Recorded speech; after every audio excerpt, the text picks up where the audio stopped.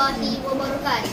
Kami dari kelas 5 YSM akan mengajarkan cara untuk menghafal CP9. Buat 10 jari dahulu.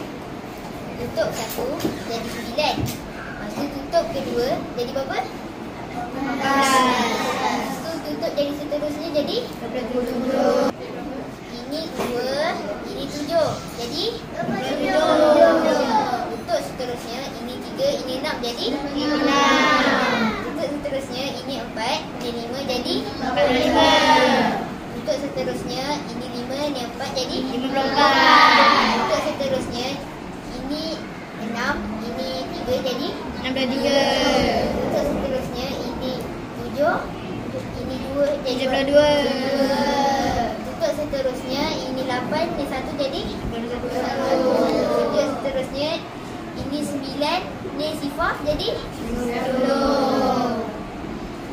Kamu buat sama-sama dan kamu ikut ya. 9.